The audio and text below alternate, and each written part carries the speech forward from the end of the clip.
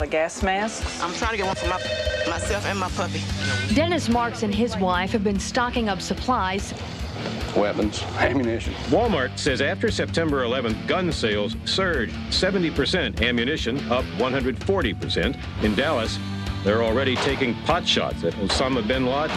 In the months following the 9/11 attacks, we Americans were gripped in a state of fear. None of us knew if we, too, would die at the hands of the evildoers, or who might be sitting next to some crazy guy trying to light his shoes on fire. The threats seem very real. It's probably a little paranoia or anything, but I'm not going to take the chance. That's all. Just try to protect myself and my family. Our growing fears were turned into a handsome profit for many. Mike Blake has seen a 30% increase in sales at ADT over the last month. Most of the people he talks to are still a little uneasy over these September 11th terrorist attacks. How are we afraid of all these things? It's because a lot of people are making a lot of money off of it and a lot of careers off of it. And so there's vested interests, a lot of activity to keep us afraid. And what better way to fight box cutter wielding terrorists than to order a record number of fighter jets from Lockheed? Yes, everyone felt safer, especially with the Army doing garbage detail on Park Avenue. And the greatest benefit of all of a terrorized public is that the corporate and political leaders can get away with just about anything. I've never seen a better example of cash and carry government than this Bush administration and Enron. There were a lot of things that I didn't know after the World Trade Center attack, but one thing was clear.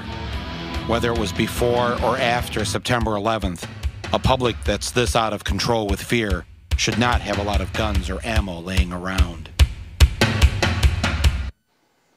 Well, I was shot with a Tech 9. 9mm? Yeah. Yeah, it was I guess it was supposed to be semi-automatic, but it kind of seemed like fully automatic to me, from what I remember. This is Richard Castaldo. And this is Mark Taylor. Both of these boys were shot the day of the Columbine massacre. Richard is paralyzed for life and in a wheelchair. And Mark is barely standing after numerous operations. The kids at Columbine had to pay a penalty. We paid a penalty that day for this nation. The way we look at it. Mark and Richard were disabled and suffering from the 17-cent Kmart bullets still embedded in their bodies. As they showed me the various entry points for the bullets, I thought of one way we could reduce the number of guns and bullets laying around. I asked the boys if they'd like to go to Kmart to return the merchandise. Ready? You go. Me? Yep.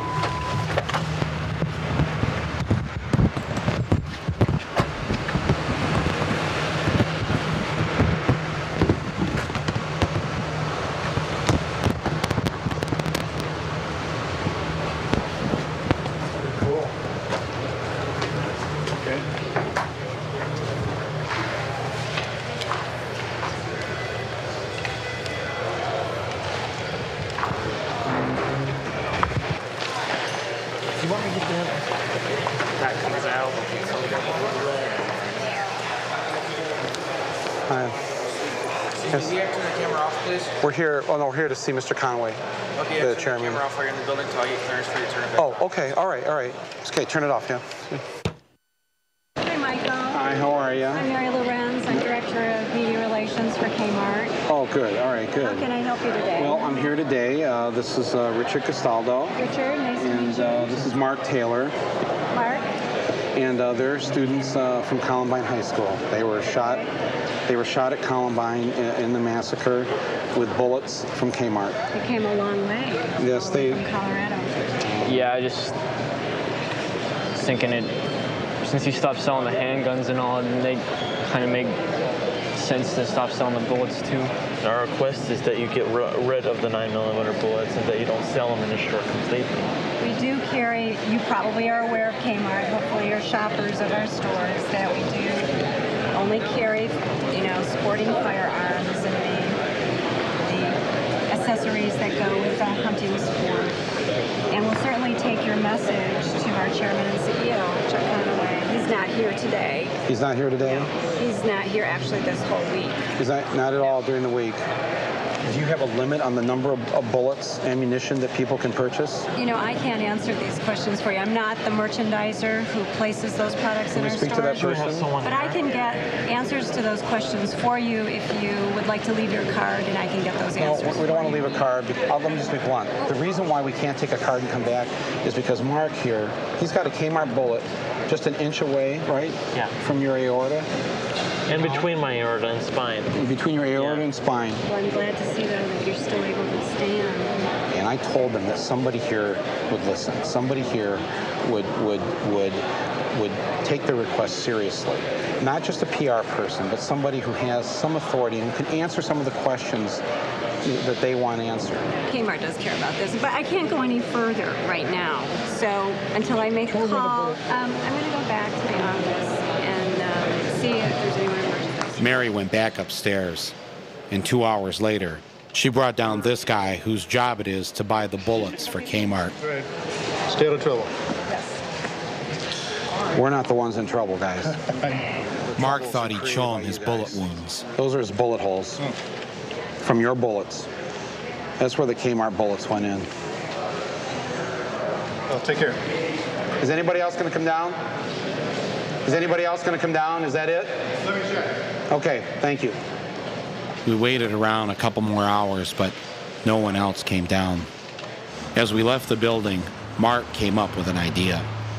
He suggested that we go to the nearest Kmart and buy out all their bullets. Just take as many of those as you can. Yeah, you can come around here and look at it, yeah. What else do we have over here? You got 357? Sure, I'll take them all. Take everything you got. So you're 17, you're what? 16. Oh, shit. Oh, my God, Craig. Mark pretty much cleaned them out of their ammunition. And the next day, we decided to go back to Kmart headquarters with all the bullets. This time, we brought the press. Our local first coverage of southeastern Michigan continues now with all news stories. Coming up here in our 6 o'clock report, a warning to everyone this summer to watch out for snakes. You'll hear from a mom who was bitten by a rattlesnake. And also news, students who survived the Columbine massacre are in town. They are very angry with Kmart. We're here to see Chuck Conaway, the chairman of Kmart. How you doing, sir? How you doing? It's always a pleasure to see you. Okay,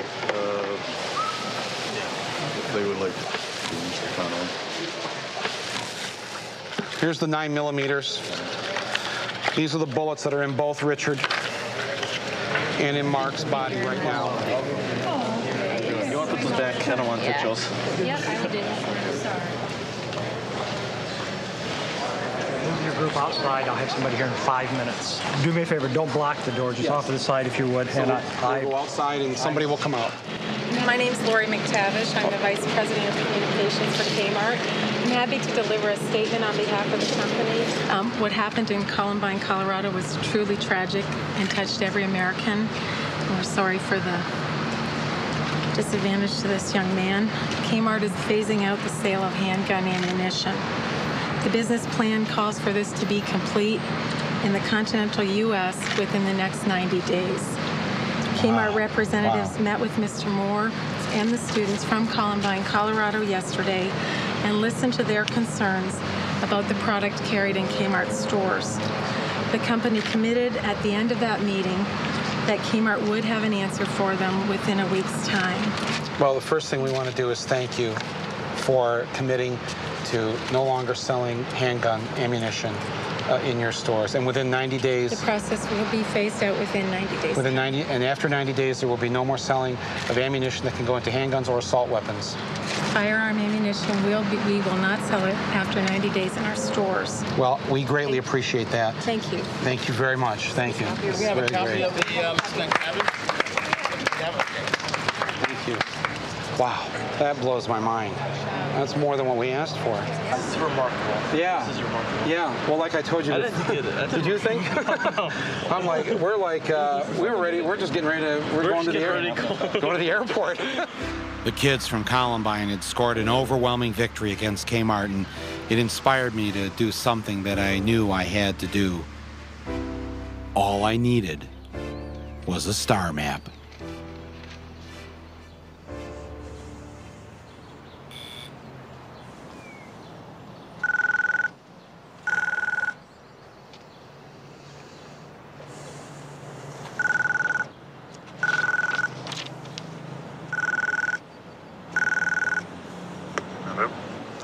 Mr. Heston? Yep.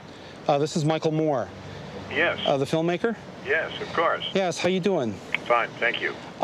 Listen, I was wondering if maybe I could talk to you.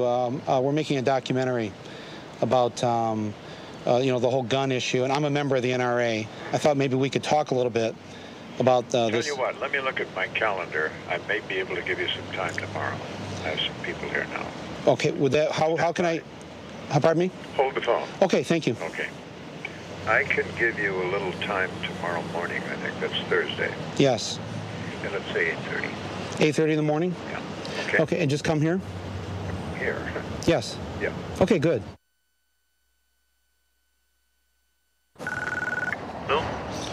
Hi, it's Michael Moore here to see Charlton Heston. Okay.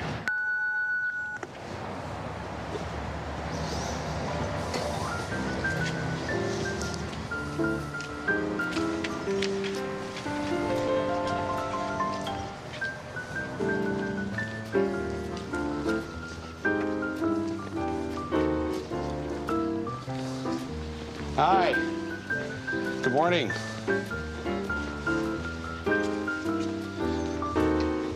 How are you? Thank you very much for agreeing to see me.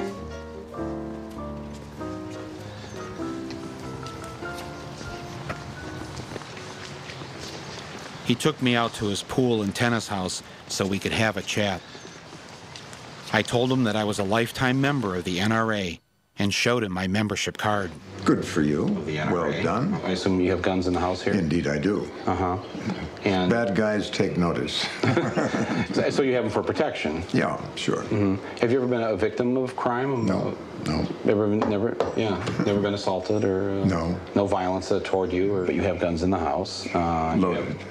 They're loaded. No. Well, but let me ask you this. really need a weapon for self-defense. You need it loaded. Okay, but why do you need it for self-defense? Because I don't. Yeah, you've never been a victim of crime. You haven't been assaulted here. You haven't been. That's true. You know, why would you? So why not? Why don't you unload the gun? Because the Second Amendment gives me the right to have it loaded. Oh, I agree. I totally agree with that. Yeah. But I'm just saying, you know, I mean, the Second Amendment gives me a lot of Let's say it's a comfort factor. You know. It gives you comfort to know that there's a loaded gun. Yeah. But comfort meaning that it allows you to relax and feel safe. Not worry about it. Not worry. Not be afraid. And I'm not really, but I'm exercising one of the rights passed on down to me from those wise old dead white guys that invented this country. If it was good enough for them, it's good enough for me. But you could still exercise the right just by having the gun unloaded and locked away somewhere. I choose to have it. What sort of strikes me as interesting is that in other countries where they don't have the murder rate, the gun murder rate that we have, that you know, many people say, well, that's because they don't have guns around. You can't. It's hard to get a gun in Britain or Germany or whatever. But we went to Canada, and there's 7 million guns in 10 million homes. There won't be very long. But you know, but hear me out though. Okay, Canada is a nation of hunters, millions of guns, and yet they had just a few murders last year. That's it, of a country of 30 million people. Now, why? Here's my question: why is it that they've got all these guns laying around, yet they don't kill each other at the level that we kill each other? I think American history has a lot of blood on its hands. Oh, and German history doesn't? No. In British history? I don't think as much.